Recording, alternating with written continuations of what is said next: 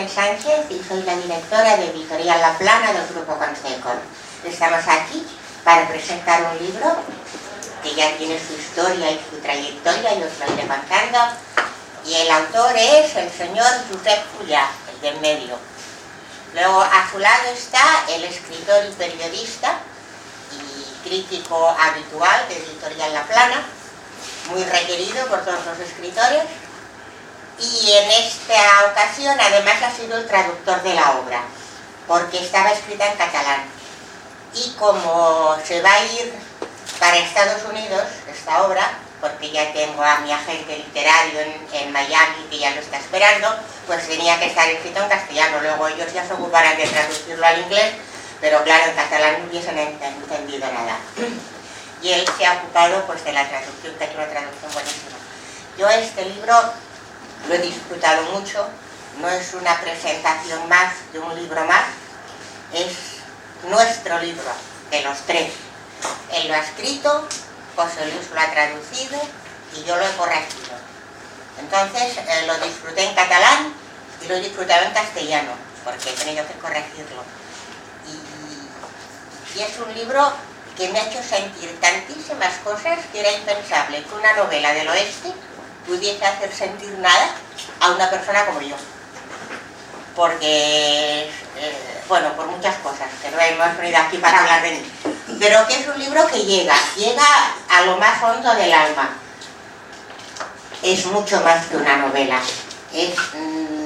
Que cuenta la historia del siglo XIX en Estados Unidos de América, en el lejano oeste, con tribus de indios distintas, con inmigrantes europeos en América, una mezcla de culturas y de costumbres. Es una novela costumbrista y es una mezcla, ya digo, de culturas, de costumbres, donde se conjuga todo, sentimientos. Aparece hasta una obra de Chopin en un desierto.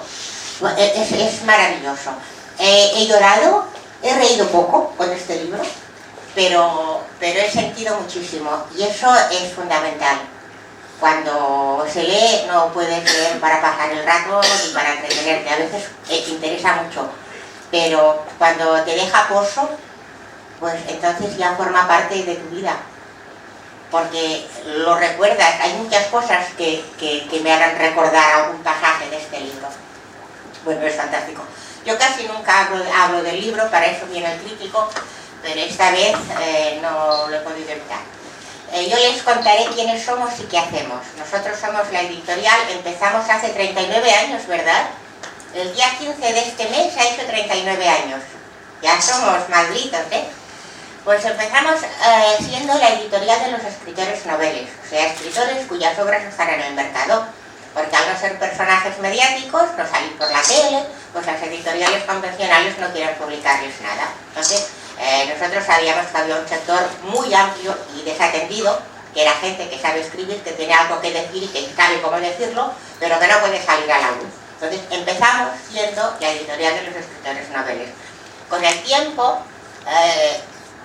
hemos conservado ese espacio, pero ya somos editorial de un mercado mucho más amplio, porque tenemos escritores que, como ya han demostrado que son un buen producto y que son un éxito de ventas, las editoriales convencionales, no quiero citar ninguna, pero todos estamos pensando en la misma, vienen a buscarlos, y ahora son ellos los que no se quieren ir, porque dicen, ahora ya no os necesito para nada, ahora ya soy mi propio dueño, a mí nadie me va a dar el 8% de lo que escribo, o de lo que dicen que venden, ahora soy yo el dueño. Entonces, bueno, pues estamos contentos porque ahora somos pues una mezcla, tenemos escritores veteranos, tenemos escritores noveles, y tenemos un abanico enorme, y trabajamos muchísimo, y nos satisface mucho nuestro trabajo, porque seguimos abriendo la puerta a escritores que merece la pena que estén en el mercado porque no tenían la posibilidad de estar.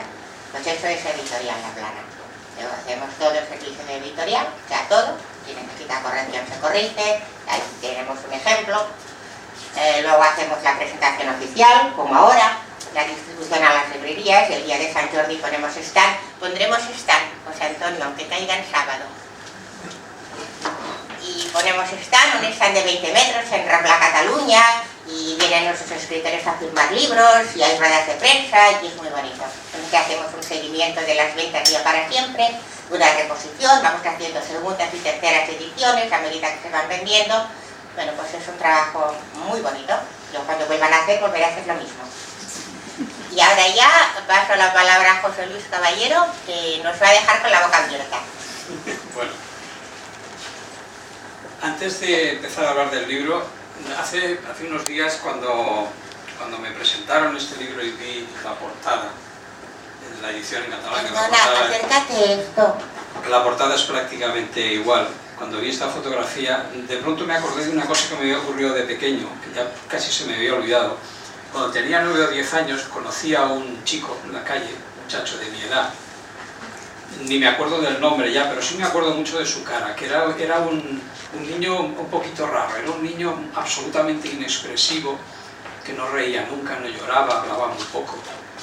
Y con ese niño empezamos a hablar de las cosas que hablan los críos, y hablábamos de las películas del oeste, de los vaqueros, de los indios y tal. Y de pronto aquel niño me empezó a decir que no, que los buenos no eran los vaqueros, los buenos eran los indios. Que los indios vivían en aquel país antes de que llegaran los otros, lo que llamábamos los americanos, y que los echaron de sus tierras y les trajeron enfermedades y los mataban. Y entonces, después de un tiempo de hablar con él, resultó que el chico era hijo de un, no sé si era un soldado o un diplomático español o algo así, que había estado viviendo en Estados Unidos y se había casado con una mujer india de allí del país.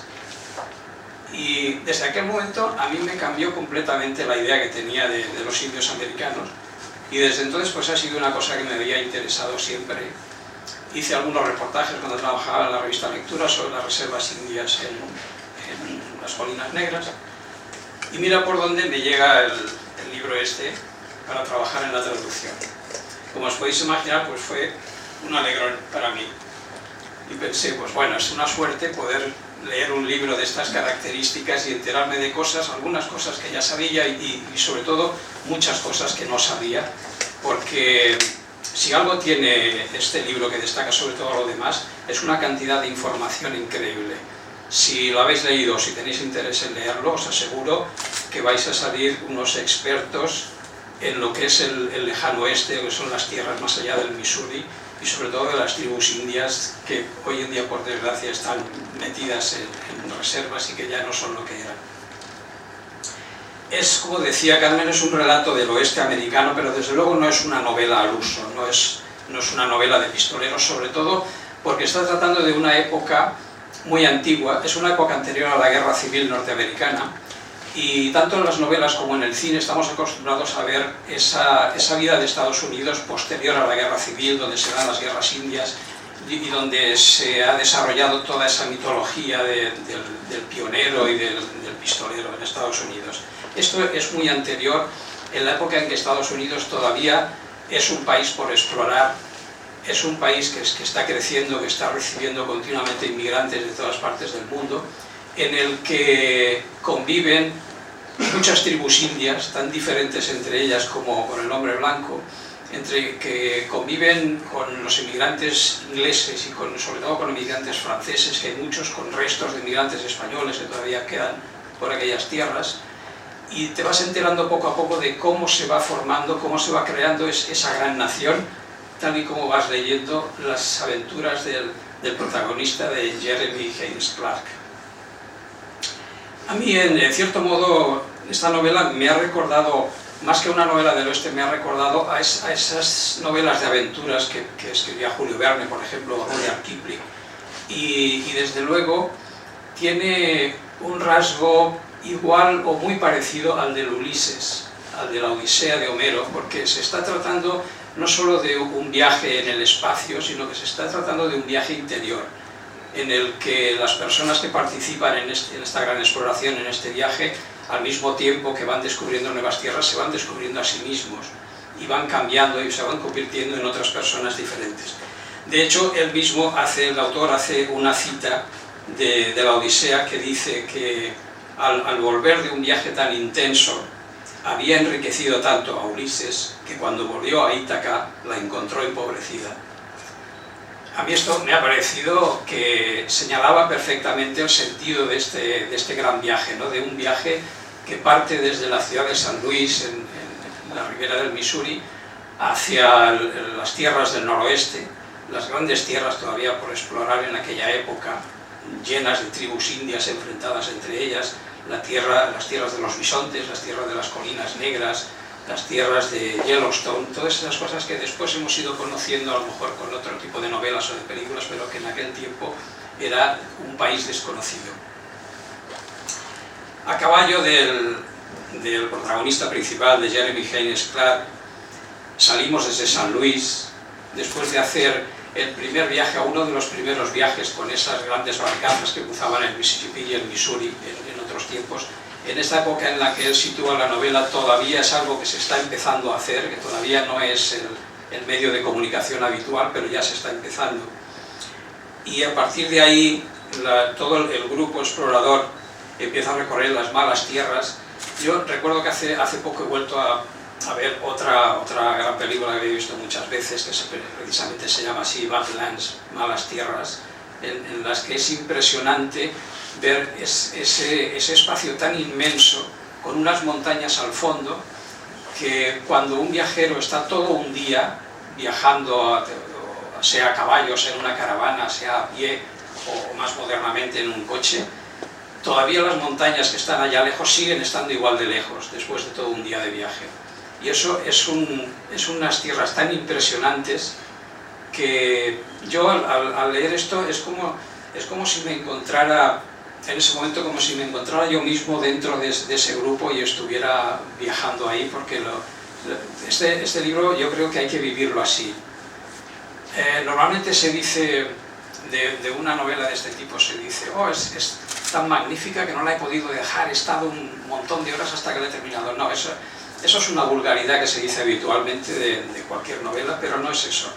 Yo creo que este libro es un libro para leerlo con tranquilidad, como se leen los buenos libros, sentado en un sillón, tranquilo, en silencio, para de alguna manera poder oír el viento sobre la hierba en esas malas tierras, parar un momento y mirar al cielo a ver si ves un buitre o un águila de cabeza blanca, que son lo que ven los viajeros que van por ahí. Y el llegar hasta lo que hoy en día es un parque nacional de Yellowstone o Las Rocosas, pero en ese momento es descubrir un nuevo mundo para toda la gente que está metida en esta gran aventura. Entre los personajes de la novela de Periplo te puedes encontrar a toda la variopinta multitud que formó aquel gran país de Estados Unidos en sus primeros tiempos, sobre todo en el siglo XIX o principios del XX. Ahí hay de todo, hay desde cazadores, buscadores de oro, aventureros, exploradores, soldados, incluso indios de algunas tribus que ven que el futuro está en el hombre blanco y se han decidido a aliarse con ellos, y otros que siguen pensando que es el enemigo, pero un enemigo igual que el enemigo de la tribu de al lado. Cuando empiezas a circular por toda la gran cantidad de tribus indias que se mueven por ahí en aquella época, empiezas a ver Sioux, Cheyennes, Pies Negros, Crows. Para nosotros, sobre todo para gente de mi edad, que nos criamos de pequeños con esas películas de indios y tal, para nosotros son los indios en general, pero nada que ver con eso. Tal y como él lo va señalando ahí, que a mí me ha parecido fantástico, por ejemplo, cómo es capaz de explicar que por la vestimenta o por las plumas que lleva un indio se le puede distinguir si es de una tribu o de otra. Y entre ellos son tan enemigos como lo podría ser con el hombre blanco. Solo mucho después de lo que nos cuenta él en esta gran aventura, solo mucho después, algunas tribus indias empiezan a ser conscientes, cuando ya es muy tarde, empiezan a ser conscientes de que el verdadero enemigo es el hombre blanco y no el de la tribu de al lado. Y él hace una pequeña referencia a Little Bighorn, que es el momento en que algunas de las tribus que habían sido enemigas se unen para enfrentarse al hombre blanco, lo derrotan, pero incluso esa derrota llega fuera de tiempo, llega ya demasiado tarde para salvar toda la civilización de los indios de las praderas. A mí lo que más me ha llamado la atención de este libro. A veces me resisto a llamarlo novela porque es algo más que una novela. Ya os digo, para mí es más un libro de viajes. Es cierto que hay una trama de cualquier novela que se precie, pero sobre todo es un libro de aventuras, un libro de viajes. Y una de las cosas que más me ha llamado la atención es sin duda el gran conocimiento que tiene el autor de la geografía del país. No lo sé si él ha estado allí personalmente y lo ha visto, pero desde luego yo a veces creo que no es necesario, porque bueno, se puede describir la Luna o el planeta Marte sin haber estado ahí, evidentemente, así que probablemente se puede hacer esa descripción tan precisa que hace del país, de todos los detalles, de cómo puedes pasar de las grandes praderas a las montañas, a los bosques, a la profundidad de los ríos, y irlo viviendo, porque te das cuenta de que sabe de lo que está hablando. Y luego, otra de las cosas que me ha llamado la atención, evidentemente, es el gran conocimiento humano, el gran conocimiento de las tribus indias, de cómo funcionaban. Yo recuerdo haber leído hace muchos años un autor, se llama Morgan, que era uno de los estudiosos de las tribus norteamericanas, y me lo ha recordado mucho también, ¿no? Porque Morgan estuvo allí personalmente, estuvo investigando cómo vivían las tribus en aquella época, porque lo escribió en el siglo XIX.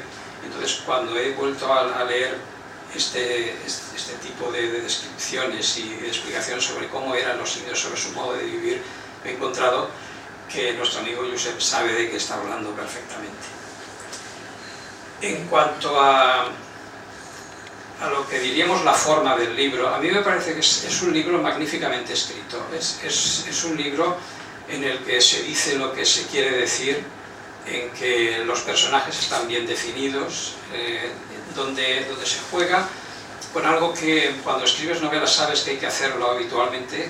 Se juega con los pequeños enfrentamientos entre personajes. Para ir definiendo a los personajes tienes que ir creando maneras de ser y hacer que se enfrenten unos con otros, porque es la manera donde salen las características de cada uno.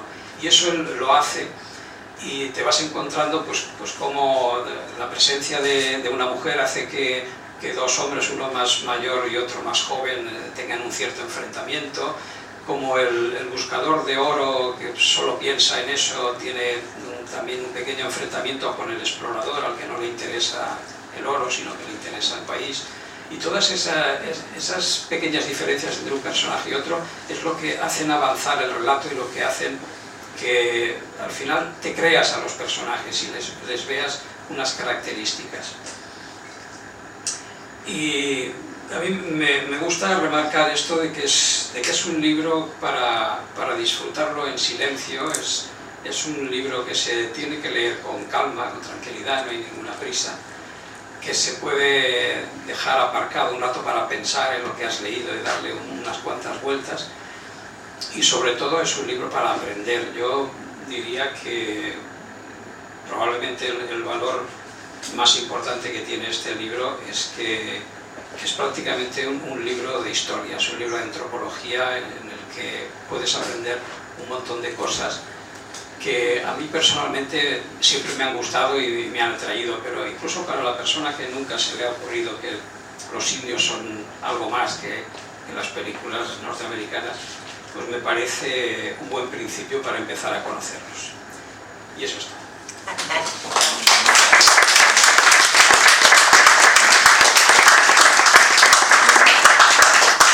Gracias, José Luis, gracias. Quiero hacer un apunte y te doy la palabra. A ver, José Luis Caballero es un escritor ya que lleva un bagaje ya de muchos años. Creo que el antepenúltimo libro que escribió fue el de la película que se rodó aquí en Barcelona, Los últimos días, por José Coronado y Quim Gutiérrez. El libro lo escribió él. O sea, tiene muchísima experiencia, es un gato viejo y muy bueno. Por eso lo llamo. Y cuando tenemos una amistad de hace muchos años, llevamos trabajando juntos hace muchos años, él en su tema y yo en el mío, pero muchas veces coincidimos, y o sea, podemos hablar tranquilamente porque tenemos mucha confianza. Y cuando le di el libro, él ha hecho más trabajos para Editorial La Plana, y nunca me había dicho lo que me ha dicho con este libro. Me mandaba un WhatsApp: Carmen, este libro es una joya. Sí, ya lo sé, le decía. Oye, pero es muy bueno, pero es muy bueno, que sí, que ya lo sé. Y bueno, y fue fantástico porque no había pasado nunca. Y eso lo quiero decir para que el autor lo sepa. Muy bien, gracias. Dobles y muchas gracias. Bueno, Y gracias ya está. muchas Ahora a los dos y sobre todo los que estáis aquí. Sí. Gracias también a los que estáis aquí, por supuesto.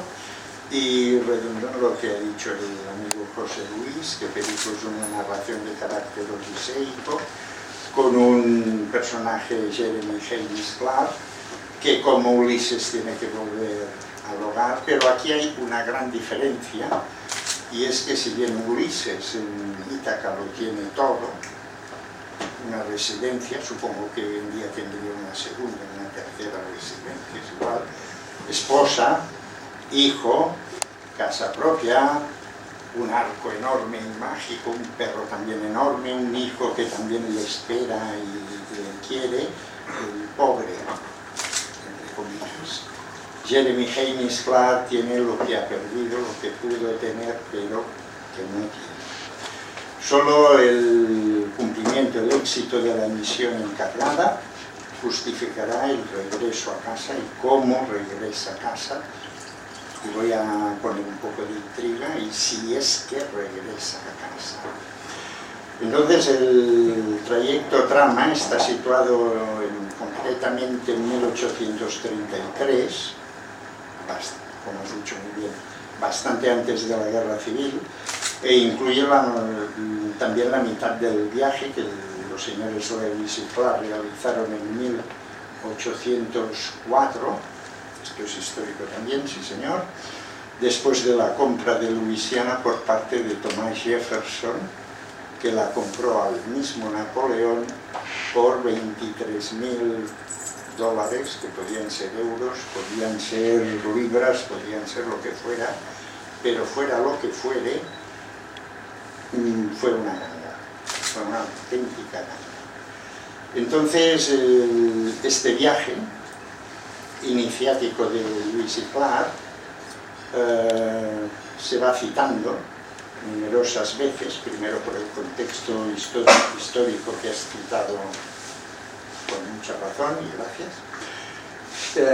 entre otras razones porque el señor protagonista, Jeremy James Clark, es presunto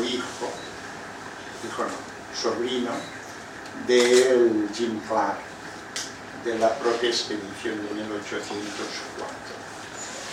Ambos son militares y exploradores. En aquella época y contexto prácticamente todo el mundo era militar y explorador, pero estos además fueron naturalistas, o sea, los cuadernos de campo de ambos personajes son importantísimos. En la primera expedición histórica y en esta novela, digamos, pues son importantes. Por eso este viaje se va citando una y otra vez, es como un leitmotiv, porque, bueno, la expedición de la que es jefe Jeremy James Clark,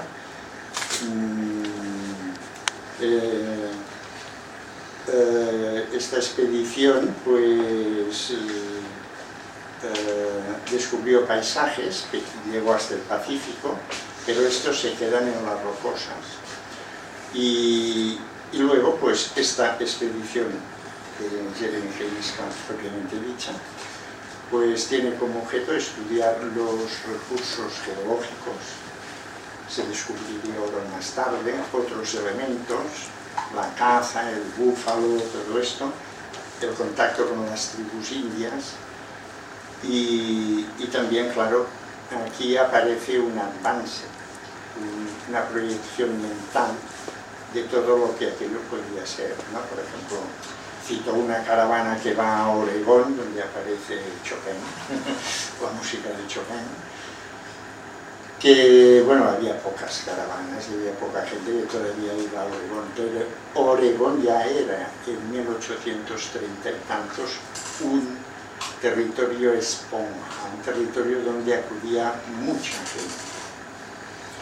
de España, bueno, de California, de Canadá, de Rusia por mar, aquí, ¿no? Aquello acarrearía problemas, pero también enriquecería pues, el país de alguna manera. Otra ha sido también el contacto con los indios. También hay un avance en la proyección futura sobre que, como ha dicho José Luis, aparecen los indios enfrentados entre ellos, unos dubitativos entre la presencia de los blancos.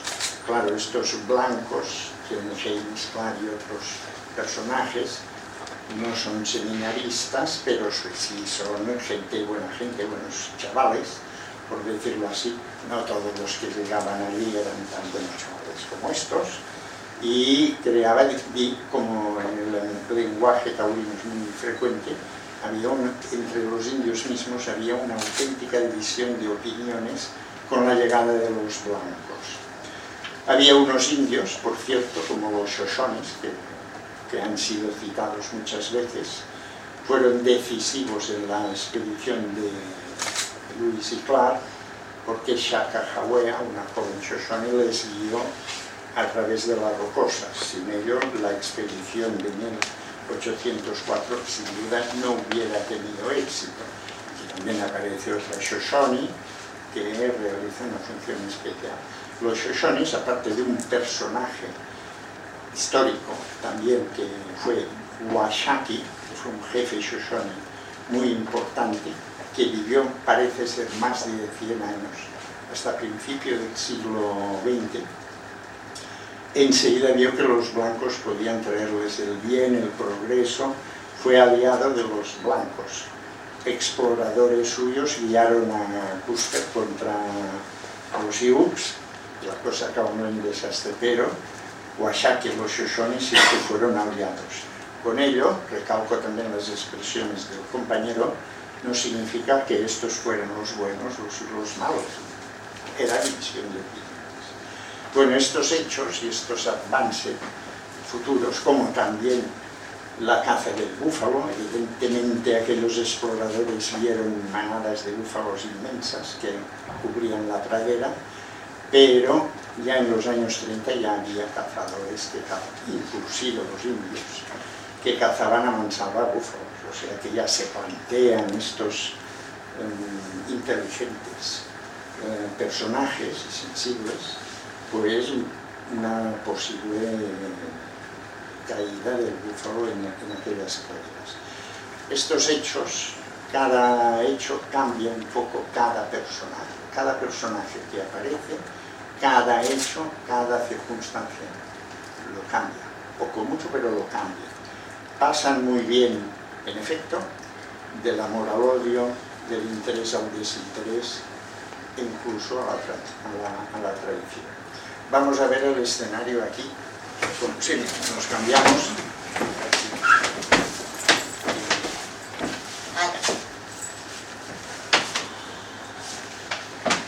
Ay, ¿cómo pesa? Ay, es el bolso lo que pesa. Vamos. Sí. Ay, ya tienes que...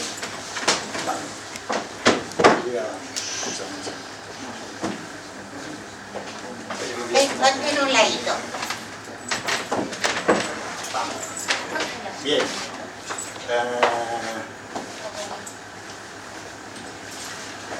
Empezamos por el final.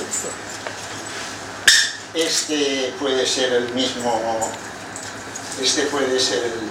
Washakie, pero estas plumas hirsutas y estos apliques blancos casi lo sitúan como un talo granoso que fue un jefe pies negro muy importante.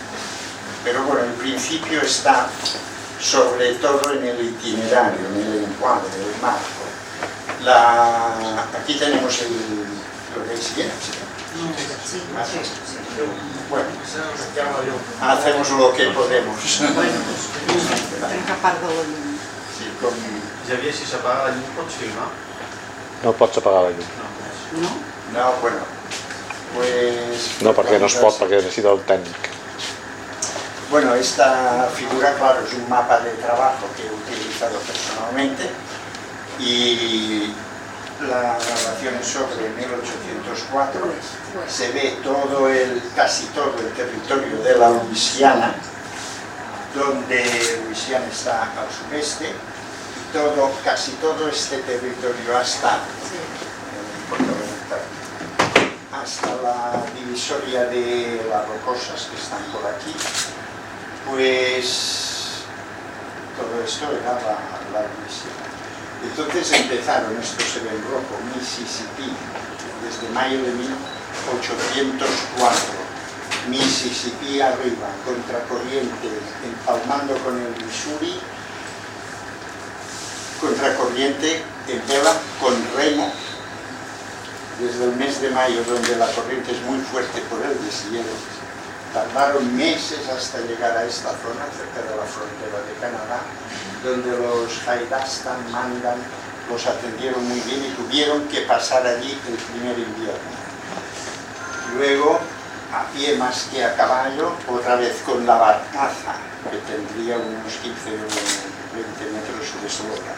Eran unos 25 hombres. Con la barcaza a cuestas siguieron, guiados por Shakahawea, esto fue decisivo, la joven Shoshone, y cruzaron las divisorias, que en realidad quedan más o menos a esta altura. Luego ya fue muy fácil. La Luisiana en realidad acababa más o menos por aquí, pero ellos, Lewis y Clark, siguieron hasta el Pacífico, formaron Fort Raston, allí pasaron otro invierno y luego de vuelta otra vez, un poco más rápido, siguiendo el río, pero cuidado, el señor Clark, más activo, más optimista.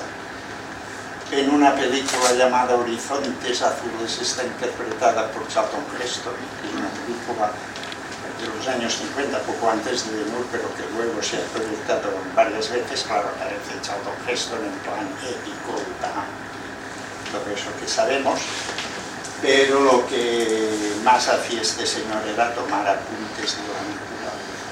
Entonces dejó al aburrido, que era bastante mal el hombre, Lewis, que era el jefe de la expedición, y se fue un poco por el sur, y entonces casi coincide con el itinerario de nuestra expedición. O sea, aparece con los Shoshones, otro contacto con los Shoshones, con los pies negros, Blackfeet, que tienen un poco Flathead, cabezas planas, todas estas tribus, también con Sioux y Cheyenne, que aquí hay enfrentamiento. Pasan por las Black Hills, las colinas negras, por las Badlands también, bajan. Esto es un pretexto, es como un MacGuffin que se dice en literatura, ¿no? Un pretexto para pisar estos parajes. El Play, un río importante en la colonización de estas tierras, otra vez, pero este es el itinerario de nuestra expedición. Clark casi hizo esto y se cruzó otra vez con Lewis, interpretado por Fred McMurray, malhumorado, y Donna Red era la intérprete de Shakahawea, de la India. Se encontraron por aquí y bajaron. Total, 2 años, 4 meses. Nuestra expedición es prácticamente la misma, prácticamente, como han dicho, ambos cortada por la mitad, siguen el mismo itinerario, como vais a ver ahora y al ver al final. Suben con un steamboat, es decir, a vapor. Eso les hace ganar meses, empiezan a principio ya de primavera. ¿Qué pasa? Wow. Esta setmana aquesta ja. No. Sí. No, ya está. Un minuto y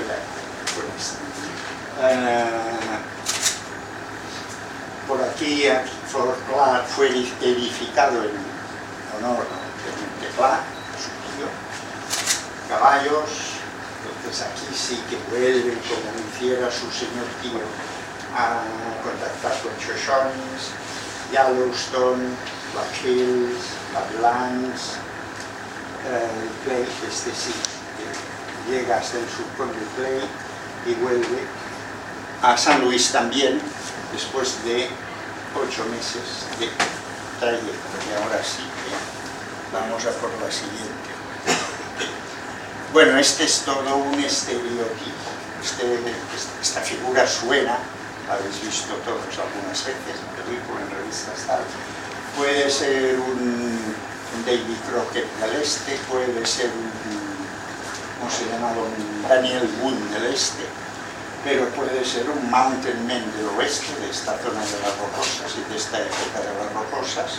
Puede ser el Robert Redford de Las aventuras de Jeremiah Johnson, perfectísimamente. Y como personaje vamos a añadir el pentáculo, este rifle de avancarga, con un, casi no se ve, existe, un estuchito para ciertas municiones, las bolitas aquellas. Se ve aquí el cuerno de la pólvora. Aquí puede ser, por supuesto, Jeremy James Clark o cualquier otro miembro de esa expedición. Aquí tenemos pues el tópico personaje femenino, la Indy. Casi todas aquellas películas que habíamos visto, el personaje masculino es el explorador y el femenino es la Indy. Pues esta es Gacela Blanca. Es la clave de las tramas amorosas, o al menos de una trama amorosa. Hay más tramas amorosas. También hay algún parto para que no falte nada. Y bueno, esta es Gacela Blanca, también india Shoshone. Vamos a por otro. El Steamboat. Este es un personaje más importante de lo que hemos anunciado hasta ahora. Era el barco que remontaba, nuestros personajes remontan el Mississippi, Missouri, contracorriente, que les hace ganar semanas, si no meses. No olvidemos una cosa muy importante que el cine casi ha obviado. La conquista del oeste, el Westward Expansion, empezó por el remonte de ríos. Luego vinieron los cazadores, los indios y las batallitas. Primero esto. Si recordáis la conquista del oeste, que luego también se ha proyectado muchas veces después del Cinerama, hay una escena que a mí me impresionó mucho, como una familia perece casi entera remontando una corriente. Sobreviven las dos protagonistas femeninas jóvenes que dan lugar a la saga de los correspondientes protagonistas. Este cacharro, este steamboat, luego se sofisticaría, crecería y serían aquellos palacios flotantes donde Clergueiro, dando póker con una pajarita, juegan al póker. Pero aquí el horno no estaba todavía para bollos, así que vamos a seguir.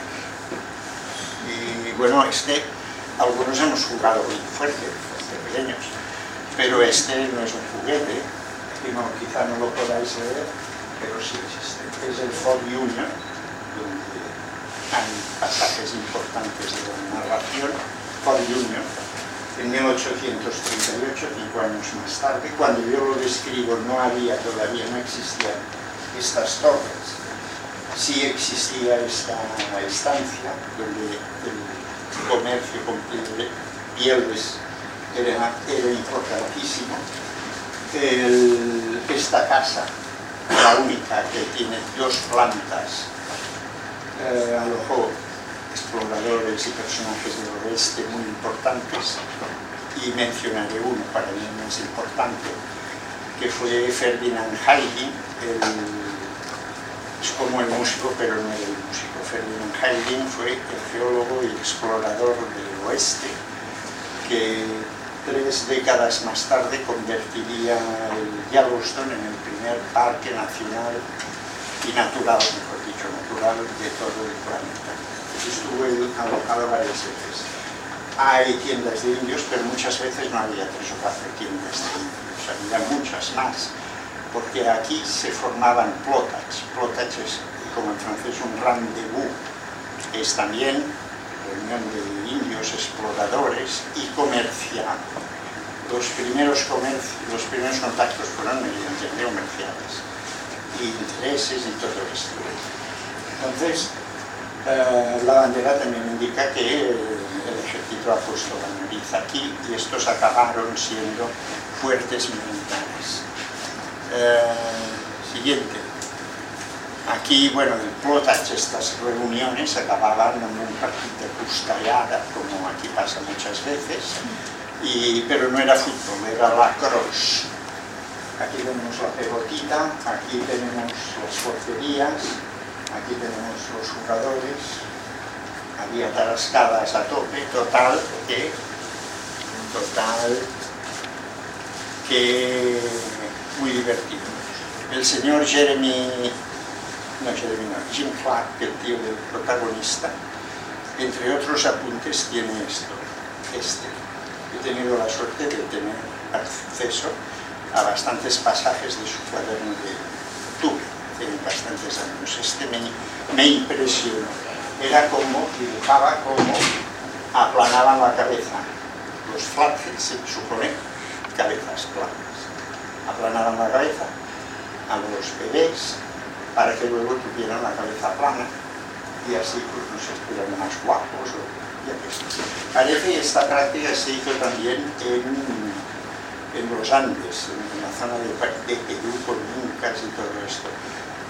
30 o 40 años más tarde esto pasó a la historia, pero les quedó el nombre de flathead, de cabezas planas. Aquí tenemos una mamá flathead, para demostrar que esto no es una obsesión del señor Jim Clark. Aquí tenemos indios pies negros, veis, destacan precisamente apliques blancos, aunque se llamaran pies negros. Tienen también rifles de largo alcance, de la caza, y alternaban con las flechas y el lanzar. La combinación muy bien adecuada de estos dos tipos de armas les llevó a dominar todo el altomismo, y eran los dominadores. Cuando, como ha dicho el compañero, hablamos de buenos y malos, en esta época los malos eran los pies negros, porque eran los que lo dominaban todos. En los años 40 hubo una pasa muy importante de viruela, dejó diezmados a todos, pero más todavía ellos. Entonces perdieron la autonomía. Y aquí tenemos un perfecto ejemplar de Sioux de la época. Los Sioux chocaron contra los pies negros numerosas veces, que los frenaban en su marcha también hacia el oeste y en la caza del bisonte. Es de la época por varias cosas. Primero, todavía monta a pelo. Luego ya no montarían tan a pelo. Segundo, quizá no se ve, un escudo redondo, arcos, todavía no armas de fuego, falta el peto aquel típico, como el del indio que aparece en la portada, que luego imitarían de los cheyennes, pero en fin, en esta época este es un ejemplar Sioux de primera línea. Otro dibujo del amigo y colega, que también es naturalista, Jim Clark, donde aparecen, no son ratas, son trail dogs, perros de la pradera, que bueno, en sus montículos el señor Jim Clark vista al este, esto debió ser ya en el entorno, dibujo montículo por montículo, o sea que tenía una apariencia inmensa. Y bueno, estos animales, otra cita cinematográfica, si habéis visto Indiana Jones y la última cruzada, me parece que aparecen estos. Están ahora en franca extinción ya. Plumas meritorias. José Luis también ha hablado de las plumas, pues aquí no vamos a ser menos. Aquí tenemos un ejemplo de estas plumas meritorias. Aquel plumero que habéis visto, que queréis y todavía algunas veces, pues era como el currículum que presentamos nosotros para buscar trabajo. entonces tenían un significado muy especial. Por ejemplo, estas dos, curiosamente, era tocar con bastón o a mano a un enemigo, derribarlo, con lo cual bajaba la autoestima, subía la autoestima del vencedor y de la tribu, y aquello era un valor máximo. Luego con las armas de fuego esto ya pasó. Otras no van de pampines. La 4 es matar, esta es en la negra, es matar al enemigo. Esta es escalpar al enemigo, esta es degollar y esta es haber sufrido bastantes heridas. Todos los indios que hemos citado en esta parte seguían más o menos esta escala de valores. Cayowas al sur, todavía, importante. Comanches y apaches, no. Aunque el señor John Ford en alguna película los muestra así, estoy en condiciones de decir que usaban otros adornos y otro tipo de plumas alguna vez y veces pasa nada. Bueno, aquí tenemos, por ejemplo, una piel pintada. Habla de la batalla entre indios y blancos, pero en estas pieles pintadas, que también aparecen en numerosas películas, pues a veces son raptos de blancas y a veces son raptos de indias. Se ve que lo que raptaban eran mujeres, raptas de blancas o de indias. Y bueno, con ello acabamos ya, por fin, acabamos ya con Gran Oso, que es un jefe importante de los pies negros, con estas plumas hirsutas, con apliques blancos. Por la edad y el talante podría ser también el mismo Washakie que aparece en esta novela. Y bueno, y por mi parte nada más. Bueno, nada más no, un momento, voy a dar una apunte.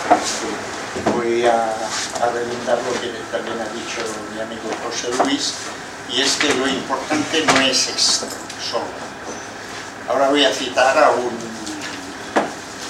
famoso arquitecto, aunque parezca que no me encuentro, que es Frank Lloyd Wright, que construía casas en contexto con la naturaleza, con la geología del sistema. Era importante la geología del paisaje del sistema. Pero aquí, tanto como con Lloyd Wright, salvando 1000 distancias por mi parte, como aquí, lo importante es también lo construido. Y lo construido son principalmente, más que la trama, es un poco tópica, son los personajes. Yo estoy muy contento de mis personajes. Reflexionan, sienten, se contradicen, cambian, unos perecen, otros no mueren, tal, pero todos cambian a tenor del film que presentan estas vivencias y estas aventuras. Es lo mejor que podéis disfrutar del libro, sin duda. Disfrutar.